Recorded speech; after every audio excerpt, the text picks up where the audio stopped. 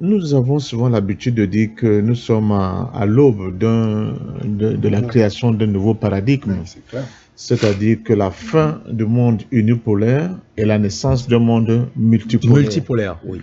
Alors, si nous sommes dans la transition entre ces deux mondes, il y aura des conséquences. La première des conséquences, les instruments dont se servait le monde unipolaire pour continuer à dominer le monde et à faire de l'idéologie anglo-saxonne l'idéologie dominante, c'est-à-dire ce capitalisme néolibéral, avec ses modes de financement, avec sa finance internationale, avec son économie, avec sa banque, avec ses messageries financières, etc., avec le centre des échanges sur le plan international des marchés qui était la City de Londres, c'est-à-dire que tout ça va s'écrouler.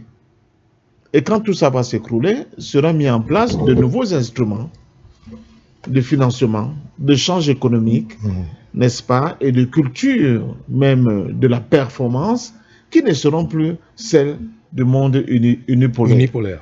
Donc, la France en est consciente.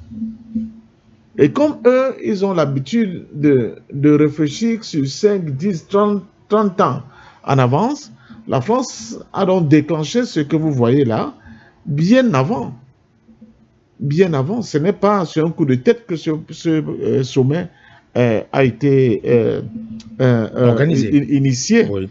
C'est une vieille réflexion parce que eux, ils voient très bien comment le monde est en train de bouger. Le centre du monde s'est déplacé. Il n'est plus en Occident, il est du côté aujourd'hui de l'Asie, si on peut l'appeler comme ça.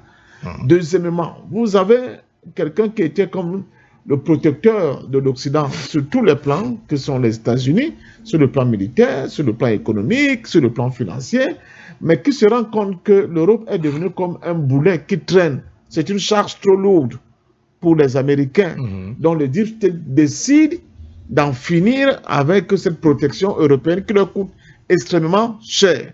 D'où les menaces de Trump de sortir de l'OTAN, d'où les menaces de Trump d'annexer le Groenland, c'est-à-dire qu'en piétinant complètement la souveraineté du Danemark, de la menace de Trump d'aller même loin en menaçant et en rabrouant de manière violente certains chefs d'État européens à qui il leur dit si vous voulez qu'on continue de vous protéger militairement, il faudra la mettre la main à la passe, il faudra payer, n'est-ce pas? Pourquoi? Parce que les États-Unis se sont rendus compte que la Chine, la Russie, les nouveaux dragons au niveau de l'Asie du Sud-Est, l'Inde, le Brésil, sont en train de les tailler des croupières, comme on dit. Or, l'Europe aujourd'hui qui s'est désindustrialisée, qui a délocalisé une bonne partie de ces instruments de production, n'est-ce pas, en Asie, n'a plus du tout la capacité d'aider les États-Unis à aller dans cette bataille. Donc les États-Unis disent donc qu'à partir de ce moment, cette Europe ne me sert plus à grand-chose. Il restait quand même quelques illusions. Ces illusions se sont envolées avec la confrontation qui a opposé les États-Unis, Israël et l'Iran récemment.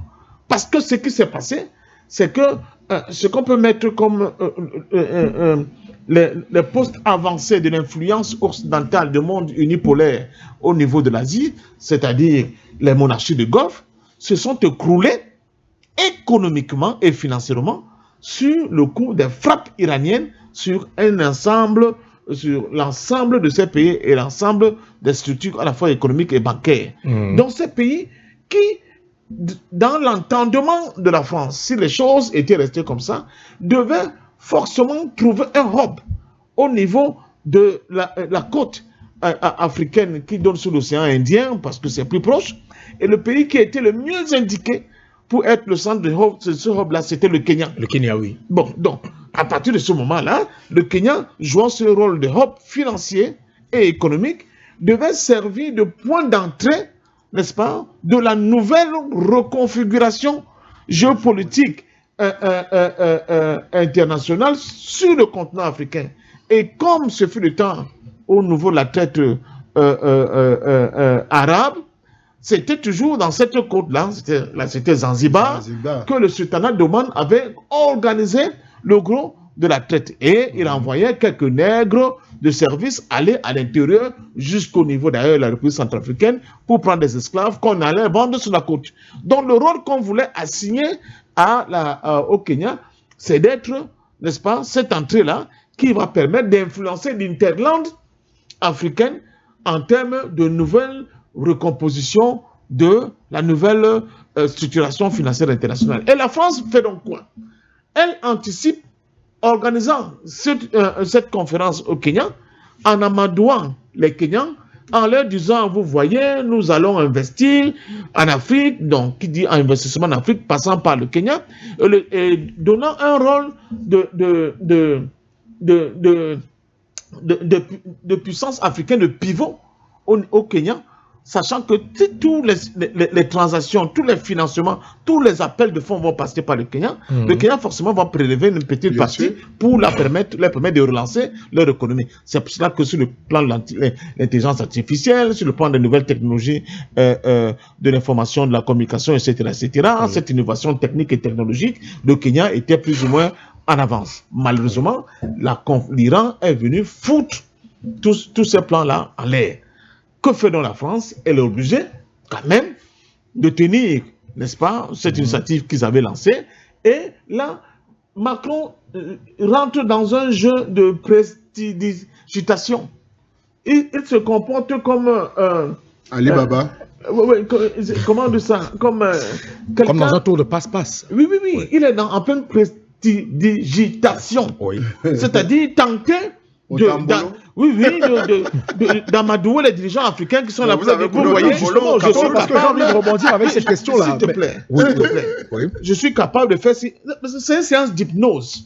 C'est une séance d'hypnose vis-à-vis des dirigeants africains. Je suis capable de faire ci, je suis capable de faire ça. Vous-même, vous voyez. Quand la France, quand vous regardez les montants qu'ils proposent en termes de financement pour l'Afrique, c'est l'ordre de 24 milliards de dollars. Vous savez combien la France a donné à l'Ukraine comme financement pour résister face à la Russie.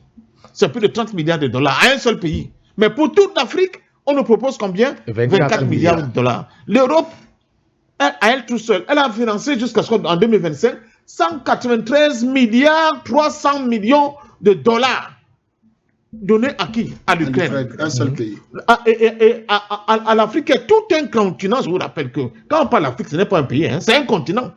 De combien de pays, docteur Oussousset? 54 pays. Quelle est la somme qu'on propose à l'Afrique? C'est de menus frétins comme ça. Les histoires de 24 milliards. On va faire quoi avec? Vous pouvez développer quoi avec des sommes minables comme celle-là? Donc, nous sommes là en pleine séance de prestidigitation. Et la France, je suis désolé, une fois de plus, nous avons encore ces hommes liges à la tête de nos États qui n'ont aucune vision de pouvoir déclencher un processus vertueux de développement pour le continent. Effectivement, ils sont contents, ils vont faire la photo avec M. Macron, ils vont tourner de gauche à droite, ils vont dire « j'étais à ce sommet » et les gens vont sortir là-bas, rentrer dans un pays en disant « il y a des bonnes choses qui arrivent ». Quelles bonnes choses arrivent? C'est avec ce niveau de levée de capitaux, ça ne peut même pas développer un seul pays en Afrique. Donc je crois que sincèrement, nous ne devons rien entendre des sommets comme ça. Ces sommets sont en fait l'expression de l'échec de la capacité de la France et de l'Europe de faire quoi que ce soit de bien pour le continent africain de toute façon. Si l'Afrique se développe, la conséquence immédiate c'est quoi? C'est la chute de l'Europe. C'est la chute de la France. Donc, est-ce qu'ils ont intérêt donc à se faire harakiri? Moi, je ne crois pas du tout.